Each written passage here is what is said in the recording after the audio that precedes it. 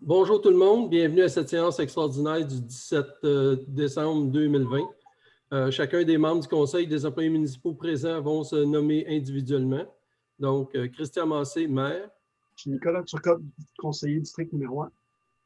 Mario Côté, conseiller district numéro 2. André Courtemort, district numéro 3. Lorraine Denis, district numéro 4.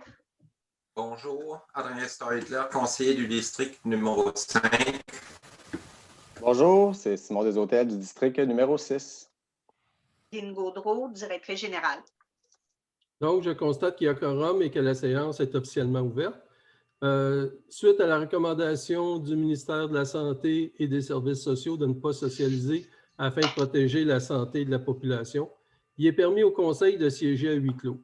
Alors, il est proposé que la présente séance soit tenue par visioconférence. Est-ce que quelqu'un propose? Monsieur Stadler? Est-ce que Madame Gaudreau pouvait nous lire l'ordre du jour? Oui. Alors, au point 1, ouverture de la séance et présence. Au point 2, lecture et adoption de l'ordre du jour. Au point 3, adoption du budget 2021. Au point 4, adoption du plan triennal en immobilisation 2021-2023. Au point 5, période de questions et de discussion. Et au point 6, levée de la séance. Merci. Est-ce que quelqu'un propose? Monsieur Turcotte. Donc, on va commencer avec le budget. Je vais vous présenter le budget.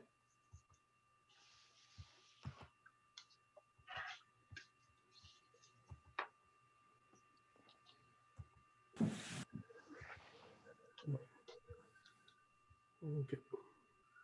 On va mettre ça en bas. OK. Donc, bienvenue à cette séance du budget. On va commencer par les enjeux dus à la COVID-19. Donc, vous savez que depuis le mois de mars et avril, là, les séances du Conseil se font par vidéoconférence. Il y a eu un petit bout à l'été où on a pu retourner en public, mais depuis quelque temps, on est retourné en vidéoconférence et je pense qu'on en a encore pour un petit bout de temps. Ce qu'on a fait pendant pour aider nos citoyens à partir du mois de mars, c'est qu'on a reporté le second versement de taxes et on a décalé les deux autres pour se rendre jusqu'au mois de novembre. Et on n'a chargé aucun intérêt sur le report de taxes. Puis ça a très bien été accepté, il n'y a pas eu de problème avec ça. Il y a eu beaucoup de restrictions au bureau municipal. Le bureau a été obligé d'être fermé parce qu'on ne pouvait pas recevoir. Ensuite, on pouvait recevoir 1 à 1. Donc, ça s'est fait. Les gens pouvaient, étant donné qu'on barrait le bureau, les gens pouvaient se présenter ou prendre rendez-vous par téléphone pour prendre rendez-vous avec nos employés et pouvoir avoir leur service. Il y a eu beaucoup aussi la fermeture du centre communautaire et des terrains de jeu. Ça l'a, comment je pourrais dire ça? Il y a eu beaucoup d'activités qui ont été fermées. Les activités ont été suspendues, que ce soit toutes les activités culturelles, sociales, sportives. Pour la fermeture du centre communautaire, ça va continuer encore un bon petit bout de temps. Et pour les terrains de jeu aussi. Le service d'animation estivale a été annulé. Le Saint-Jean aussi. Donc, il y a eu beaucoup de choses qui ont été annulées dues à la COVID. Donc, ça l'a apporté un peu un fardeau fiscal parce qu'il n'y a pas eu comment je pourrais dire ça, de location. Mais en même temps, les gens pouvaient rester chez eux et pouvoir se prévenir de la COVID. Puis quand on regarde depuis le début de la COVID, il y a eu une trentaine de cas et ça a été tout au début. Puis maintenant, il n'y en a pas plus qu'il y en a eu au début. Donc, je pense que les gens de Racine ont très bien suivi les directives. Puis on se retrouve quand même à ne pas avoir trop de problèmes de ce côté-là. Étant donné qu'il y a eu la COVID, il y a eu beaucoup plus de permis de construction et de rénovation. Les gens étant à la maison, ils se sont amusés à rénover. Ça a eu un gros impact sur le travail au bureau là, pour les permis. Puis, les droits de mutation sont en croissance. Il y a beaucoup de gens de l'extérieur qui viennent acheter des maisons, des terres chez nous. Puis, il y a beaucoup de mouvements de résidents chez nous dans les derniers mois. Les réalisations qu'il y a eu en 2020, on a fait quand même, malgré la COVID, on a fait quand même beaucoup de travaux. Des travaux majeurs qu'il y a eu en voirie, bien, il y a la réfection finale du rang 1. L'année dernière, on a fait, dans le premier 500 mètres jusqu'à la courbe pour le rang 1, on a fait la première moitié. Là, cette année, on a fini la deuxième moitié. Là, maintenant, c'est final. C'est très beau là, comme route. On a fait aussi la réfection du chemin Maricourt et le chemin de la Grande Ligne. Ça a été des très gros travaux, 1,9 million, mais on est content parce qu'on a eu quand même une subvention de 90 % pour faire ces travaux-là. Donc, ça nous a coûté 10 % pour faire des travaux énormes là, sur nos deux grandes routes là, intermunicipales. On a changé plusieurs ponceaux qui étaient défoncés, que ce soit sur la Grande Ligne. Pendant qu'on réparait la Grande Ligne, on a changé plusieurs sur Maricourt. On a changé un gros sur J.A. Bombardier. Puis, on a changé un aussi sur le chemin Flodden. Donc, beaucoup de gros travaux qui ont été faits. Ce qu'on a fait aussi, c'est qu'on disait qu'on voulait faire le creusage et le nettoyage de 2 fossés. Puis, on voulait faire ça sur 2 ans. Donc, il y a au moins la moitié qui a été faite là, à date. Puis, on continue l'année prochaine là, pour finaliser vraiment le nettoyage comme il faut des fossés. C'est un très gros travail, mais qui va nous aider pour maintenir nos chemins. Parce que maintenant, les chemins étant mieux, les fossés étant bien nettoyés, ça donne un meilleur drainage pour nos chemins. Donc, ils vont rester en forme plus longtemps. On continue toujours nos investissements pour la lutte contre le myriophylle à épis et la berce du Caucase. On donne toujours des grosses sommes à l'association du lac Brompton qui travaille très fort à essayer d'éradiquer la myriophylle à épis. Ils vont chercher des grosses subventions pour être capables de faire encore plus de travaux. Donc, merci beaucoup aux gens de l'association du lac Brompton pour ça. Puis, il y a la berce du Caucase avec la subvention de 4 ans avec prime vert de 100 000 $. Bien, il continue à, comment ça s'appelle, Quadra continue à faire l'éradication de la berce du Caucase tout le long de la rivière Benda. On a déjà 2 ans de fête, il reste 2 ans. Le travail, ça a l'air très bien aller, puis il y a beaucoup moins de repousses qu'il y en avait. Donc, c'est bon signe. Cette année, on a fait l'achat de la surface multifonctionnelle. Donc, maintenant, la surface nous appartient. On a acheté les 2 terrains. Maintenant, tout le centre du village appartient à la municipalité. Quand je parle du centre du village, là, c'est le garage municipal avec le terrain en arrière au 141. Sauf le terrain de chez Mme Henry, il y a les 2 terrains de la surface, le terrain de volleyball et le terrain de balle molle. Ensuite, il y a une adaptation et réorganisation des services municipaux qui se sont faites. Avec la COVID, c'est sûr qu'on apprend à travailler différemment. Il y a des bouts où on devait avoir seulement 25 % du personnel qui pouvait être là. Il y a d'autres bouts, ça marche seulement par télétravail. Puis ça, il faut s'habituer parce que depuis ce matin, le bureau est fermé jusqu'au 10 janvier, selon les directives du gouvernement. Et il n'y a aucun travail qui se fait au bureau, c'est seulement par télétravail. Et là, on y va comme ça. Donc, du 17 jusqu'au 22, les gens vont être en télétravail. Le 23 jusqu'au 4 janvier inclusivement, les employés sont en congé. Donc, eux autres, ils ne travaillent pas là, du tout, ils sont vraiment en congé des fêtes. Puis le 5 jusqu'au 11, jusqu'au 11 au matin, ils vont faire en télétravail. Seulement si le gouvernement décide de prolonger, ils vont continuer le télétravail et le bureau va rester fermé. On a fait aussi des rénovations du bureau municipal. Donc, tous les changements qu'on devait faire, modifier les bureaux, agrandir certains autres bureaux, tout a été fait, puis c'est rendu très beau maintenant. On a fait un nouveau site web. Il est prêt. On va vous faire la présentation au début de janvier. Il va y avoir une séance là, par visioconférence. Je ne peux pas dire que je raffole de le faire comme ça, mais au moins, on va pouvoir vous présenter notre nouveau site. On va pouvoir vous expliquer tout ce qu'on a dedans, qu'est-ce qu'on met, qu'est-ce qui a été mis et qu'est-ce qu'on va continuer à mettre, puis pour qu'il soit le plus vivant possible. On a créé le nouveau logo de la municipalité qui a été publié en juin et qu'on continue à faire des choses avec le logo. Il va y avoir des autocollants qui vont se mettre sur l'auto. Il y en a qui vont être au bureau municipal. On va faire des drapeaux. Il y a des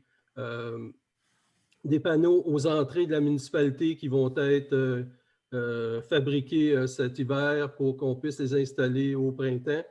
Et après ça, il va y avoir d'autres choses là, qui vont se faire là, au courant de l'été prochain. Puis aussi, on a acheté le système d'alerte de masse en cas d'urgence qui fonctionne bien. La seule chose, par exemple, c'est qu'on se rend compte qu'il y en a qui appellent parce qu'ils n'ont pas été avisés, mais ils n'ont pas été enregistrés sur le système d'alerte de masse. Donc, j'invite tout le monde à venir s'inscrire au système d'alerte de masse, que ce soit pour l'eau potable, que ce soit pour l'eau usée, les fermetures de bureaux, pour des problèmes, s'il y a des routes fermées, l'école, pas l'école fermée, si l'école nous avertit et qu'on est capable de le dire, mais c'est vraiment pour vous aviser qu'il y a des problèmes, surtout de circulation, là. S'il y a un accident sur la 222 puis on dit la 222 est fermée, que la MTQ nous avertit, ça nous permet d'aviser tout le monde pour qu'ils puissent prendre le détour au lieu d'être pris dans le trafic.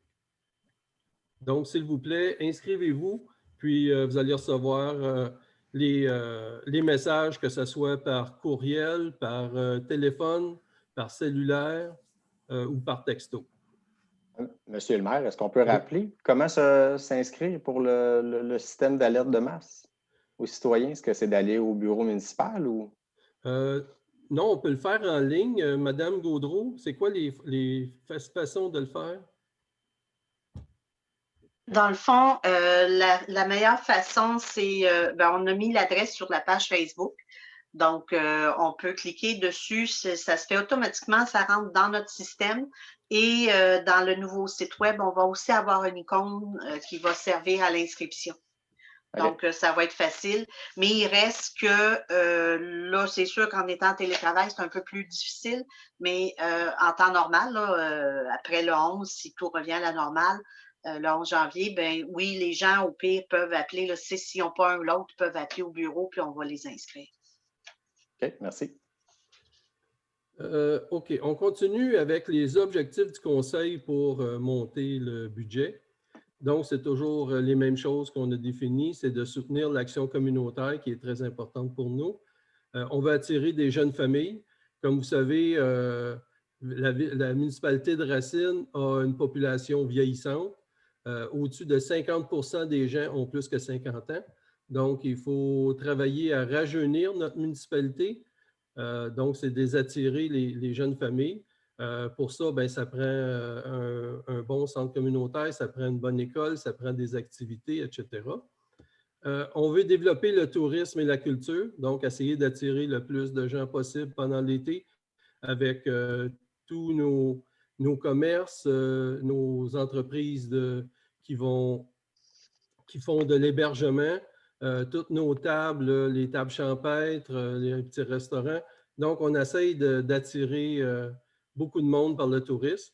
Puis aussi, on va attirer de nouvelles entreprises. On en a plusieurs qui se joignent à nous, là. il y en a depuis, mettons, 2-3 ans, parce que je ne veux pas, je ne sais pas trop les dates, là, mais comme le brin d'ail, que ce soit la fromagerie Nouvelle-France qui vient d'arriver, que ce soit, il y a eu le radis noir, il y en a une table champêtre qui est en train de se créer sur le chemin nord. Tout ça, c'est des petites nouvelles entreprises qui se créent et qui apportent beaucoup à la municipalité de Racine. Puis, pour les attirer, bien, on veut essayer de monter une politique d'aide aux entreprises. Puis ça, je vais en parler un peu plus tard. On veut rendre des services aux citoyens aussi en contrôlant les dépenses malgré toutes les hausses importantes des coûts hors de notre contrôle. Il y a beaucoup de coûts qui augmentent et qu'on n'a pas le choix. Ça varie entre 2, 4, 6 %, mais on n'a pas le choix de travailler avec ces dépenses-là. Puis on veut monter un budget équilibré, c'est-à-dire que les dépenses égalent les revenus. Les enjeux pour 2021, bien, cette année, vous savez, c'est une année d'élection, donc il va y avoir des coûts supplémentaires pour les élections. Puis, comme vous savez, en période d'élection, bien, il y a un transfert de conseils, donc il y a des travaux des fois qui se font un peu moins, là, mais ce n'est pas grave, on va essayer de travailler le plus possible. Il y a la COVID-19 qui va toujours être là pour encore quelques mois, donc il va falloir qu'on vive avec ça. L'augmentation des frais d'opération, bien, il y a beaucoup de frais qui augmentent, que ce soit les frais comment je pourrais dire ça, de l'eau potable, des eaux usées, des quotes-parts que l'on a à payer, etc. Puis l'augmentation de la masse salariale qui est toujours là. Les employés ont des augmentations à chaque année. Donc, c'est sûr que la masse salariale augmente. Les projets pour 2021. Donc, il va y avoir des travaux majeurs qui vont se faire en 2021. Le plus majeur, le plus gros projet, c'est on refait le chemin des baies au complet, qui va coûter 1,3 million. On va refaire aussi le chemin Flodden au complet, qui va coûter 315 000 $. Donc, ça, c'est des très gros projets. Il y a 2 ponceaux aussi qu'on va refaire. Un sur le chemin Monté-Gagnon au coin du rang 1. Puis ça, bien, ça coûte plus cher parce qu'on travaille dans un cours d'eau. Puis aussi, on a un ponceau qui est sur J.A. Bombardier qui doit être refait. Ça aussi, c'est un autre gros montant. Mais ça, c'est vraiment nos travaux majeurs. Ensuite, bien, il y a tous les autres petits travaux qu'on veut faire. Préparation de la rénovation du centre communautaire. Vous savez, on vous avait parlé l'année passée qu'on avait fait une demande de subvention c'est au ministère de l'Éducation pour refaire un gymnase accolé à l'école et réaménager notre centre communautaire pour en faire aussi un centre d'hébergement en cas de sinistre.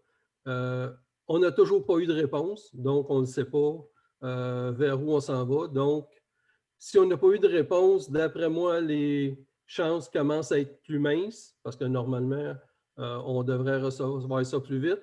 Mais je sais qu'avec la COVID, tout a été retardé. Mais nous autres, on commence à penser à un plan B, à préparer la rénovation du centre communautaire, c'est-à-dire faire des... aussitôt qu'on va avoir la réponse, qu'elle soit positive ou négative, parce qu'elle devrait arriver bientôt, j'espère, on va refaire des plans pour refaire notre centre communautaire, puis pour se préparer, puis en 2022, mettre dans le budget la rénovation complète du centre communautaire. Ça, c'est pour vraiment les gros travaux. Par contre, il y a quand même des travaux qui doivent être faits là, parce que comment est-ce qu'on l'appelle? Ce n'est pas l'inspecteur, mais celui qui fait l'inspection pour la régie des incendies, là, le préventionniste. Il est passé dans tous nos bâtiments. Puis, dans son rapport, il y a beaucoup de travaux à faire là, qu'on doit refaire. Donc, pour s'assurer d'être aux normes. Fait que ça aussi, ça va être quelque chose là, qui va se faire cette année pour que la grosse rénovation puisse se faire l'année prochaine. Ce qu'on est en train de monter, c'est une politique d'aide aux entreprises. Ce qu'on veut, c'est aider nos entreprises à, comme on disait tantôt, attirer des nouvelles entreprises ou aussi aider celles qui sont là à mieux se positionner pour être capable de stimuler l'économie.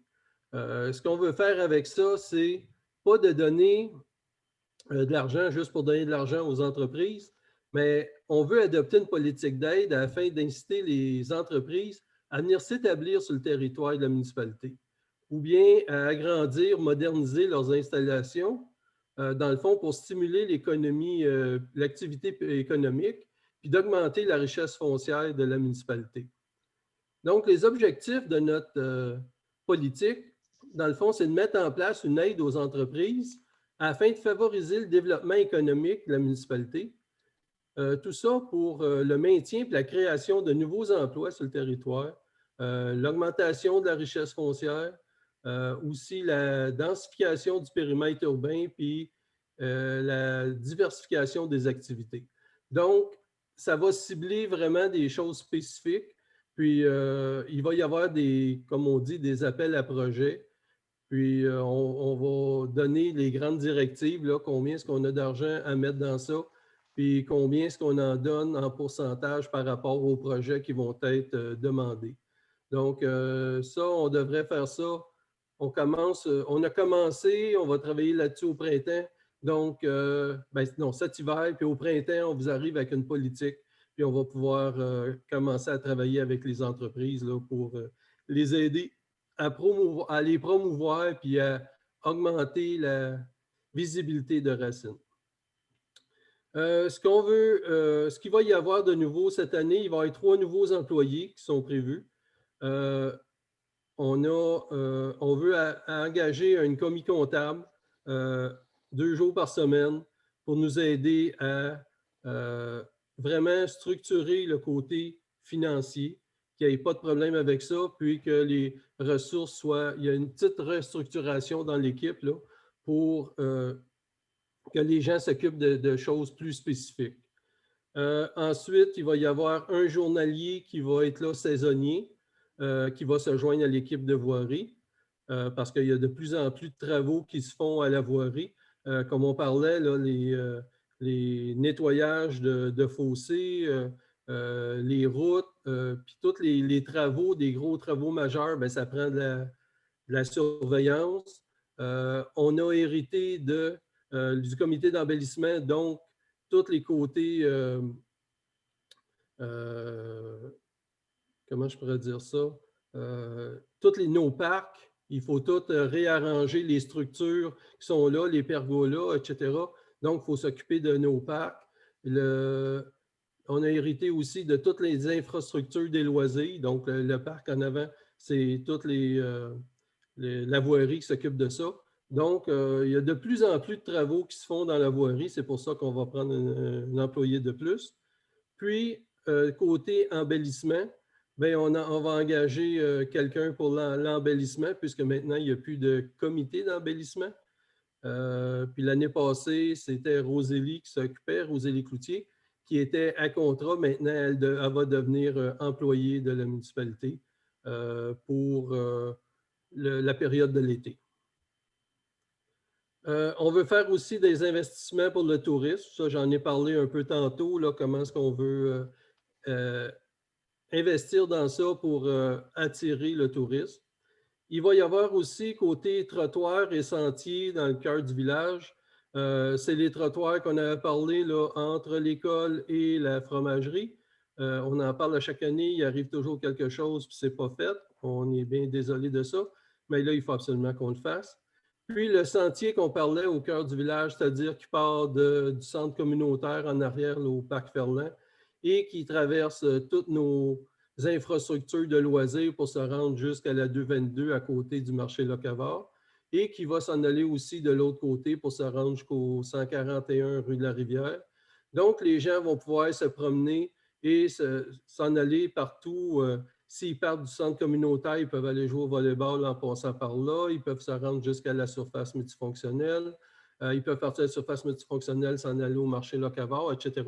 Donc, ça va être une belle place là, pour que les gens puissent se promener puis passer d'une activité à l'autre.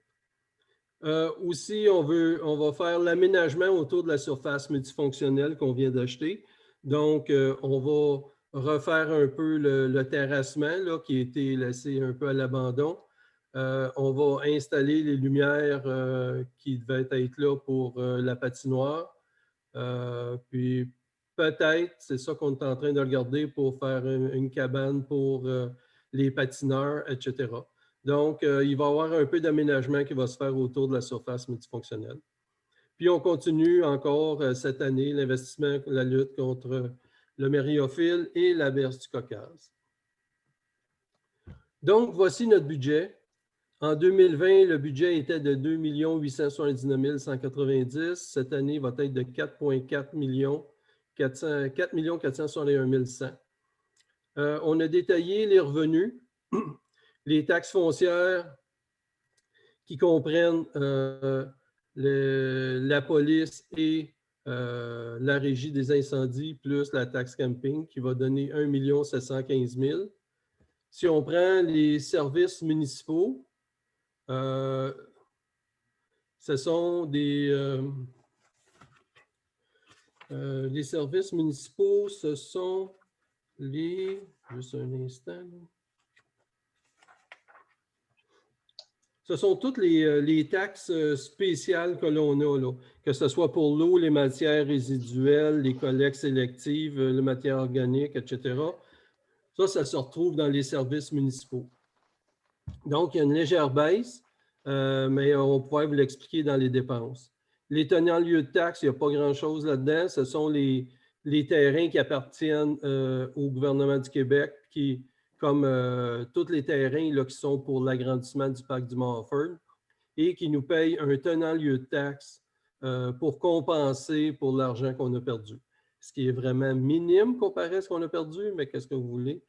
C'est comme ça que fonctionne le gouvernement.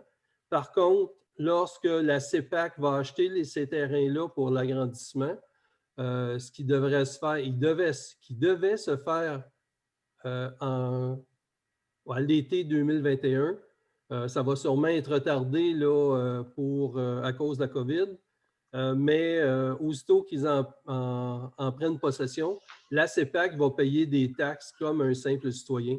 Donc, on devrait avoir beaucoup plus de revenus là, qui vont nous aider. Et aussitôt qu'ils vont construire des habitations, des refuges, ces choses-là, bien, automatiquement, ils vont payer des taxes comme n'importe quel citoyen. Donc, ça va nous aider beaucoup, ce côté-là. Imposition de droit, ça a augmenté, c'est ce que je vous disais tantôt. L'imposition de droit, c'est les droits de mutation, qu'il y en a eu beaucoup cette année. Il y en a eu énormément, ça augmente. Donc là, on est resté quand même conservateur. On ne veut pas en mettre trop non plus, puis qu'on arrive, puis qu'il y en ait moins, puis qu'on se retrouve dans le trou pour le budget. Donc, on a été conservateur de ce côté-là. Autres revenus, ce sont des petits revenus, là, des contributions, comme on a fait une application pour Nouveaux Horizons, qui est compris là-dedans, des amendes, des pénalités, etc. Puis les transferts, bien, ce sont les gros dossiers. Ce sont les montants de la TEC, qui est la taxe d'essence Canada-Québec, que l'on reçoit si on met un projet sous cette forme-là pour qu'on puisse recevoir. C'est une subvention que l'on a. Puis, ce sont aussi le RIRL qui... Le RIRL, je vais vous dire, c'est le redressement des infrastructures routières locales qui nous permet d'avoir les subventions. Quand je vous ai parlé tantôt de la subvention de 90 %, bien, ça venait de ça. Puis, on reçoit aussi des subventions de notre député, qui est le PPACE, qui est des projets particuliers d'amélioration par la circonscription électorale. Donc, tout ça, là, on devrait en recevoir pour 2 033 000 Le transfert, Christian, dans le fond, c'est les subventions. Cette année, on est allé chercher beaucoup plus. C'est ça, c'est des subventions. C'est ce qui explique un gros pourquoi les revenus remontent autant. Là. Oui, parce que si on regarde dans les dépenses, les activités d'investissement, les dépenses qu'on va faire en voirie, tout ça, on a pour 2 millions de dollars. Là.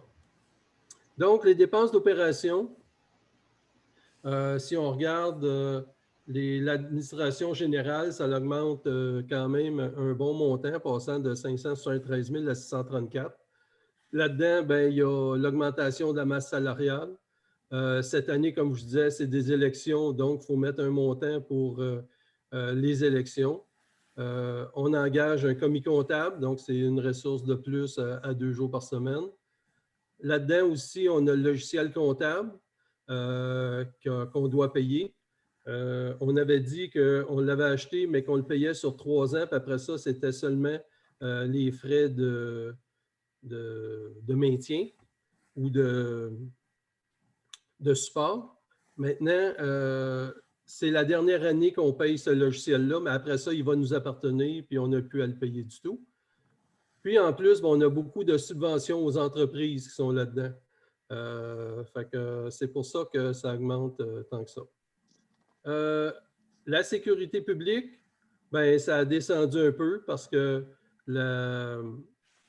si on prend la police, elle a augmenté à 205 000, elle était à 195 000.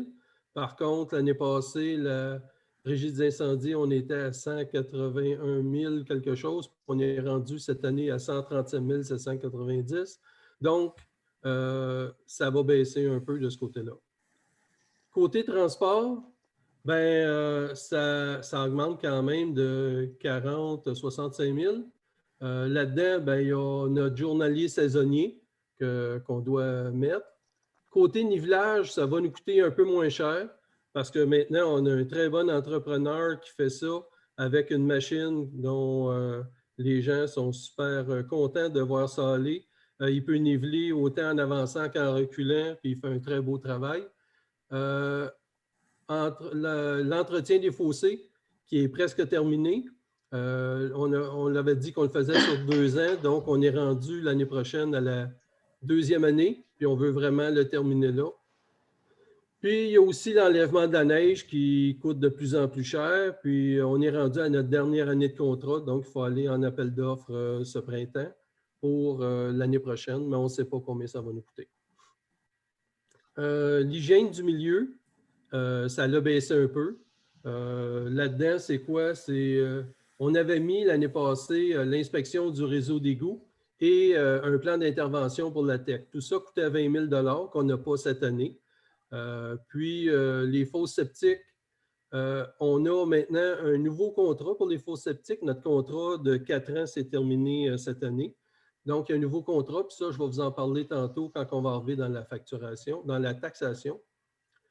Les déchets, ben, pour la collecte, ça a baissé de 10 000 $. On est passé d'une collecte d'ordures à 17 collectes qui étaient 1 fois par mois pendant l'hiver et 2 fois par mois pendant l'été. Maintenant, on est rendu à 1 fois par mois, donc notre collecte a baissé de 10 000. Par contre, l'enfouissement augmente. C'est pour ça qu'on veut baisser les déchets le plus possible, que les gens compostent beaucoup plus et recyclent beaucoup plus, parce que c'est l'enfouissement qui coûte très cher et qui augmente d'année en année. Côté aménagement, bon, c'est presque pareil, il n'y a presque pas grand-chose, là, mais les différences, c'est un peu, on veut refaire nos règlements parce qu'ils datent de 2006, donc on va en refaire beaucoup. On ne dit pas qu'on le refait d'un bout à l'autre d'un coup, mais on va modifier toutes les sections. Le CCU va travailler à refaire toutes les sections, c'est-à-dire à revisiter toutes les sections puis à modifier les choses qui sont à changer, là, mais on va passer à travers tout le document. Donc, on a demandé beaucoup plus d'heures à la MRC pour nous aider dans ce travail-là. Puis aussi, le programme de revitalisation. Comme vous savez, le programme de revitalisation, c'est que la municipalité paye les 3 premières années de taxes. On remet les taxes foncières aux à ceux qui construisent ou qui font de la rénovation de plus de 50 000 $. Donc, là, cette année, il y en a eu beaucoup plus de rénovation et de construction. Donc, pendant 3 ans, là, le programme de revitalisation va augmenter. Donc, on est obligé de se prévoir des montants pour remettre aux citoyens. Côté embellissement, loisirs, culture, ben, on a une nouvelle ressource en aménagement que je vous en parlais tantôt, Rosélie, qui, en passant salarié, ben, elle va avoir des primes, ben, pas les primes, mais des assurances, les avantages sociaux. Donc, ça va augmenter un peu le salaire.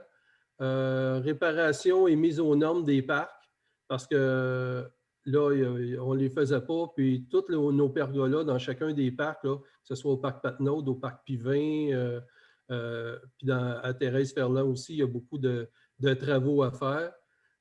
Il y a aussi la réparation et la mise aux normes des bâtiments, que ce soit là, le centre communautaire ou la bâtisse, pas la bâtisse, mais oui, la bâtisse des loisirs, là, qu'il va falloir qu'on mette aux normes.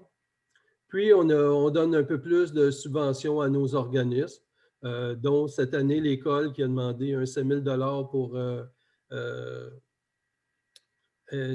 les aider dans le parc en arrière de l'école. Je pense que c'est une très belle initiative. L'année passée, ils ont fait un très beau travail. Les élèves sont hyper satisfaits. Puis cette année, ben, ils ont encore des gros projets. Puis je pense qu'en les aidant comme ça, l'école commence à se revitaliser. Puis ça va attirer, comme je disais, les jeunes familles.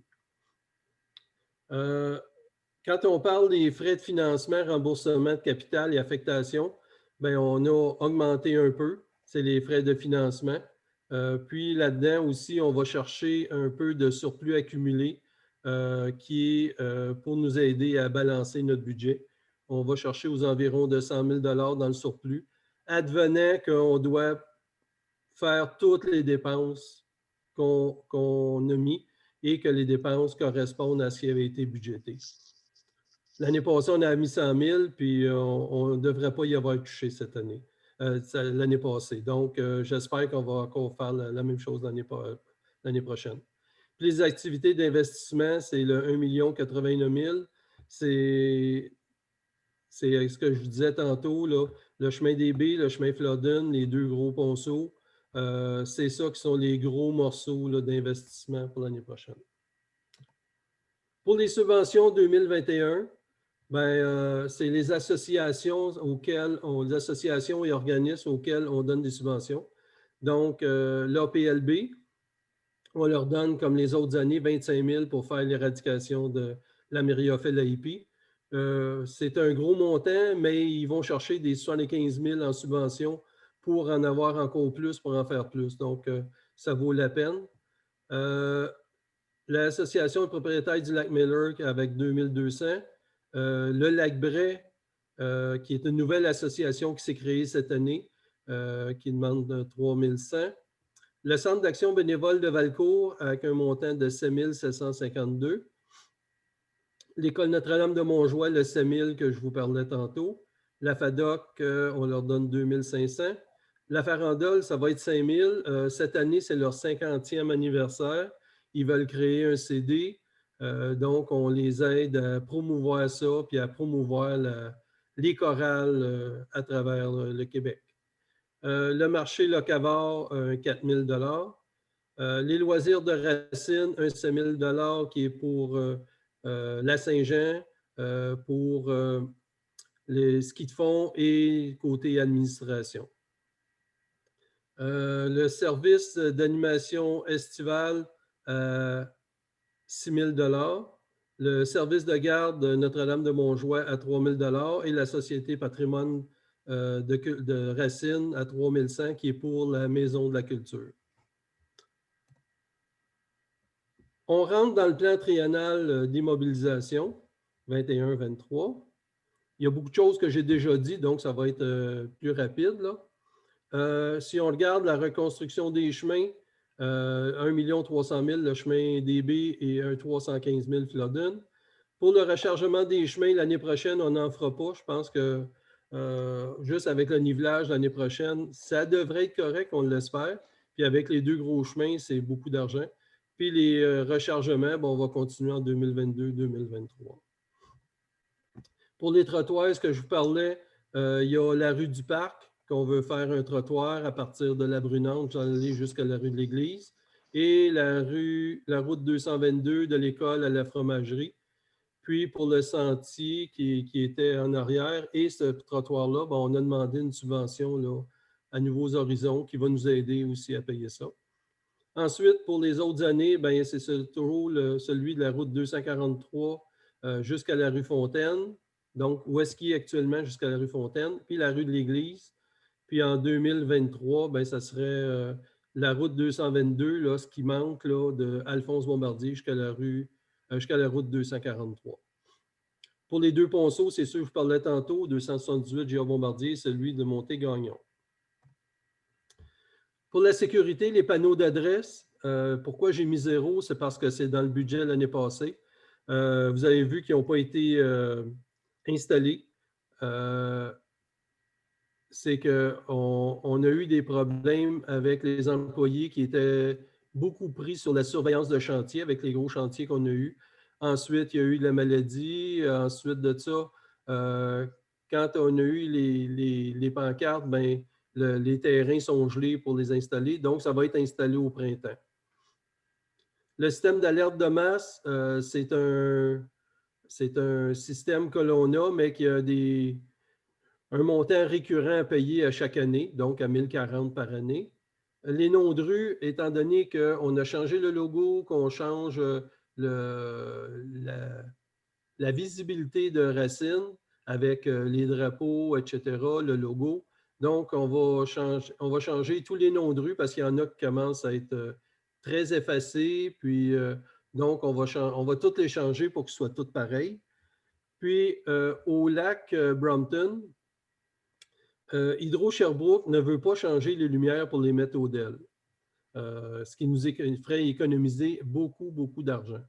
Par contre, ils sont prêts à nous vendre les lumières pour ensuite, nous, ils vendent la potence et la lumière, puis nous, on les change au DEL, puis ils continuent à nous charger l'électricité, mais juste pour des lumières au DEL, donc on va économiser beaucoup d'argent.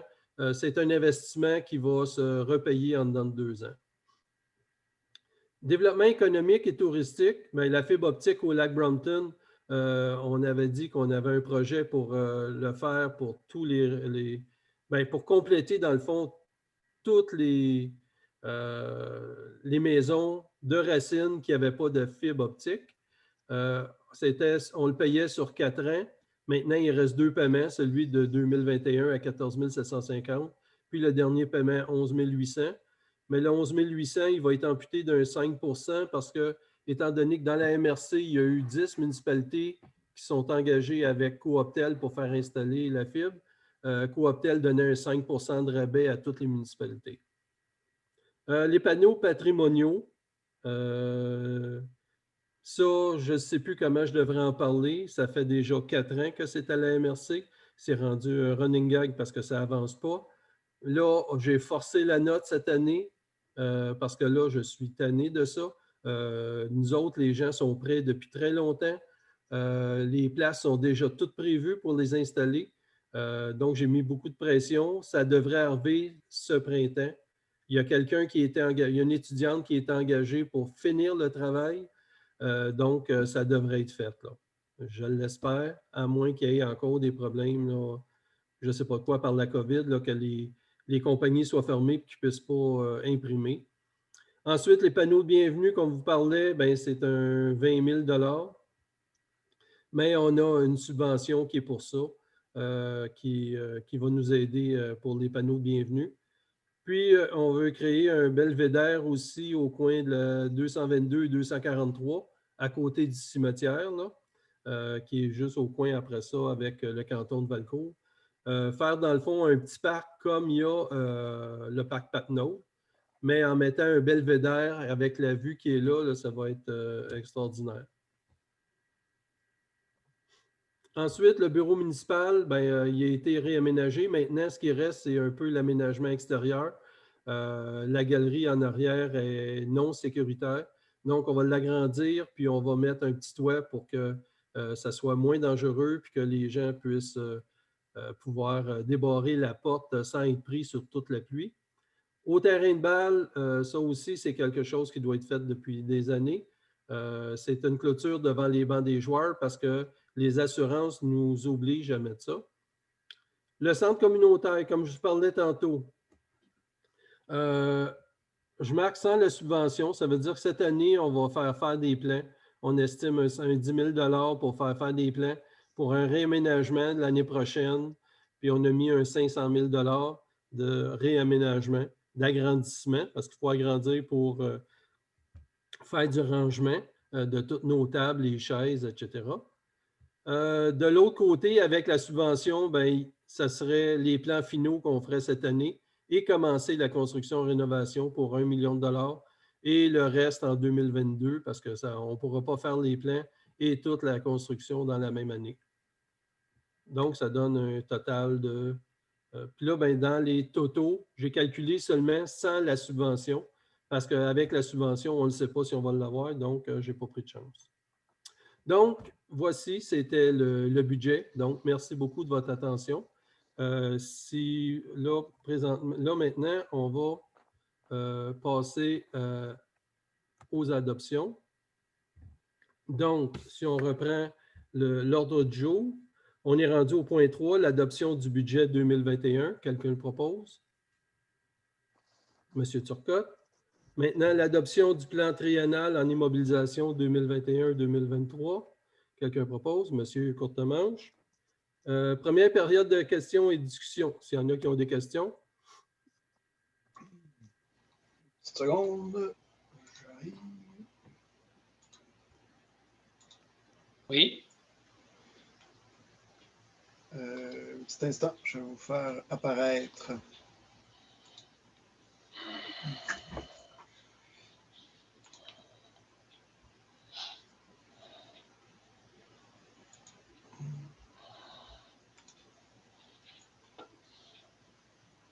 Madame Bruno, si vous avez des questions, vous pouvez y aller. Je n'ai pas de questions. Je vous remercie. Merci. Monsieur Paré. Oui, quelques questions.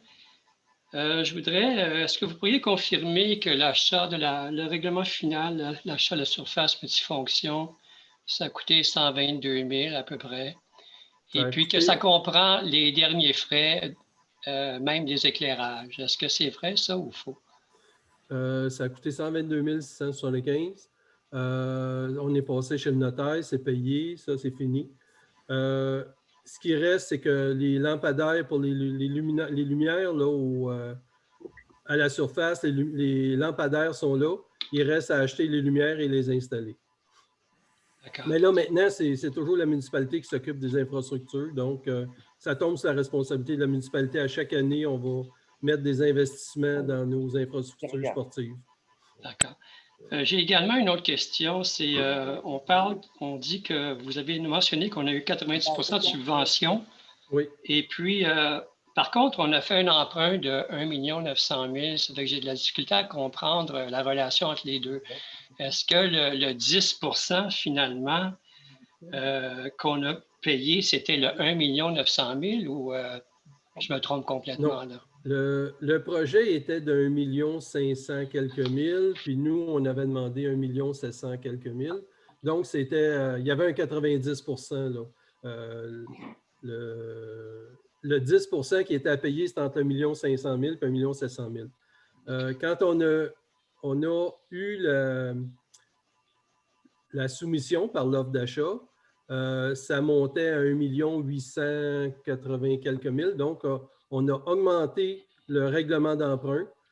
Donc, la subvention, oui, a été à 90 %, sauf qu'en ayant des dépassements de coûts non prévus, parce que c'est selon les soumissions que l'on reçoit, ça a augmenté de 149 000. Donc, on a peut-être reçu 80 % dans le fond là, de subvention. OK. Une dernière question, si vous permettez. C'est au sujet de la rénovation du centre communautaire. Je vois que tout ça, encore une fois, est lié à des subventions potentielles. J'aimerais vous signaler que le comité de gestion de la fabrique, d'ici 2 ans ou 3 ans, va finalement céder l'église. Quand on parle de l'église, on parle d'une très grande surface. On peut même penser que c'est un centre communautaire agrandi. Un dîner spaghetti de 400 personnes là-dedans, c'est pas un compliqué. Il faudrait peut-être tenir compte de ça ou, en tout cas, certainement que ça devrait faire partie d'un agrandissement des activités communautaires parce que l'Église comme telle est très grande et il existe des programmes, entre autres le programme de requalification des églises ou des édifices religieux qui existent à Québec. D'ailleurs, la subvention pour cette année se termine demain, mais il y a beaucoup d'argent qui est disponible sous forme de subvention qui permettrait éventuellement de requalifier puis de faire des travaux de changement d'orientation pour l'Église et qui pourraient servir fort bien à différents organismes dans la communauté. Je pense au marché Locavard, la Maison de la Culture, la Brunante et les Loisirs. On a besoin de grandes surfaces et c'est une Église qui a connu beaucoup d'investissements de la part de la communauté. On a tous investi il y a une dizaine d'années de l'argent là-dedans. L'Église est là et je suis un peu étonné que... En tout cas, j'aimerais ça que vous teniez compte de cette possibilité-là qui est vraiment réaliste et qui va arriver d'ici quelques années, fort probablement d'ici 2 ans, d'après ce qu'on me dit. Bien, déjà, tu complètes un peu ce que j'avais comme information. Oui, on en tient compte de l'Église parce qu'on sait que ça va venir bientôt. Moi, ça fait quelques fois que je pose des questions, mais ils ne sont pas encore prêts à vendre. Ils disent qu'ils sont capables de subvenir à leurs besoins, puis ils veulent le garder. Donc, jusqu'à date, on ne peut pas l'acheter, même si on le voulait, parce qu'ils ne sont pas prêts à le vendre. Mais oui, je suis sûr que ça va venir dans quelques années. C'est quelque chose qu'on regarde. Par contre, le centre communautaire, si on prend l'Église, est-ce qu'on jette le centre communautaire à terre? Je ne penserais pas. Je pense qu'il faut garder ça parce que c'est le gymnase de l'école. Puis, comme gymnase, je vais parler cru, ça fait dur parce que les tables, les chaises, ils traînent dans la salle, puis les jeunes n'ont pas toute la place qu'ils voudraient pour jouer. Donc, il faut l'agrandir, il faut le mettre aux normes. Puis aussitôt qu'on va toucher à ça, il faut le mettre aux normes, c'est ça qui va coûter cher. Mais on ne peut pas se permettre de le jeter à terre, donc il va falloir qu'on paye pour ça. Mais on regarde aussi l'Église parce que oui, d'abord, c'est une super belle structure et il y a beaucoup de place. Puis on commence à en manquer là, pour des réservations de toutes sortes de choses. Oui, je n'ai jamais pensé qu'il devrait être mis à terre. Là. Effectivement, ça serait un complément à l'Église et le centre communautaire iraient ensemble. Oui. En terminant, j'ai vu un peu le nouveau site, puis vraiment, il est extrêmement convivial. Je trouvais que c'était une nette amélioration par rapport à l'ancien. J'aimerais vous féliciter pour ça parce qu'on voit tout d'un seul coup, puis c'est une très grande amélioration. Merci. Merci beaucoup. D'autres questions? Oui. Allez-y. Oui. Alors, Serge Ferrand, chemin des Marais. Je vois que nous avons... Premièrement, moi j'ai une question qui... Ça fait il y a 2-3 ans que je me pose la question. Nous, les citoyens, vous avez travaillé sur le budget depuis au moins 2-3 semaines, 1 mois sûrement, et vous connaissez les chiffres par cœur, vous connaissez les tenants, les aboutissants. Nous, quand on est à la séance du budget, il faut s'adapter, puis il faut essayer de réfléchir très vite parce qu'on nous balance tous ces chiffres et ces politiques, soit bonnes ou mauvaises, en tout cas, comme ça. Est-ce que ce serait possible, peut-être, sans nous donner le budget peut-être une semaine à l'avance, de l'avoir au moins 2-3 jours à l'avance, de façon à ce que lorsque nous allons vous poser des questions, nous allons savoir ce que nous disons, parce que c'est la première des choses. Alors j'aimerais savoir si c'est possible. De l'avoir quelques jours d'avance, non, parce que déjà, on a eu des réponses sur le budget hier. Donc, si on a encore mis notre budget à jour hier, donc on ne peut pas donner un préliminaire qui n'est pas final. Donc, c'est pour ça qu'on ne peut pas le faire. Par contre, le budget et les présentations du budget est sur la page Facebook. Donc, vous pouvez aller le chercher là, vous allez avoir toute l'information que vous avez besoin. La présentation a été envoyée à 35 minutes avant la séance de ce soir. Normalement, on la donne à la séance. Donc, vous l'avez eu d'avance. Mais oui, normalement, on le donne à la séance parce qu'on travaille jusqu'à la dernière minute sur le budget. Je peux vous dire que ça fait 2 mois qu'on est là-dessus. Puis la dernière semaine, c'est du plus que temps plein. Là. Bien sûr, je ne nie pas ça, mais on se met à votre place, c'est très bien, mais mettez-vous à la nôtre. Parce que si on veut vraiment vous poser des questions qui sont valables, il faut au moins savoir de quoi on parle. Vous comprenez? Là, on note ça au fur et à mesure, puis on essaie d'avoir des questions intelligentes, mais ce n'est pas évident tout le temps. Vous voyez? Okay. Oui. Donc, ceci étant dit, là, je vois que le budget l'année dernière était 2 879 190 et cette année, il est de 4 161 000. Donc, on a pratiquement doublé le budget. Oui. Ouais. Alors, et d'après ce que j'ai compris, comme ça, à brûle-pourpoint, c'est que ce 4 millions est dû à pas mal de transferts, donc de subventions que nous allons recevoir. C'est ça? C'est-à-dire qu'il y a beaucoup plus de travaux, mais les travaux, on va essayer de les subventionner le plus possible. Là. Donc, la majorité donc, de ces dépenses qui sont multipliées par 2 viennent des travaux et vont être, disons, épongées en grande partie par les subventions. Comme là, les travaux là, des chemins, on va le mettre sur la TEC à 50 %, le reste en règlement d'emprunt. Par contre, il y a des programmes de subventions qui vont ouvrir au printemps. Mais on ne sait pas encore lesquels, on ne sait pas à quel pourcentage. Il y en a peut-être à 75 %. Ils vont peut-être faire encore comme la COVID l'année passée, le mettre à 90 %. Mais quand ils le mettent comme ça, c'est premier arrivé, premier servi. C'est pour ça qu'on a demandé à notre ingénieur de préparer déjà tous les plans et devis pour qu'on soit prêt que s'il ouvre un programme, on dépose, puis on va pouvoir avoir une plus grosse subvention. Mais ça, c'est notre travail. On prévoit un budget, mais il faut y aller chercher le plus de subventions possible.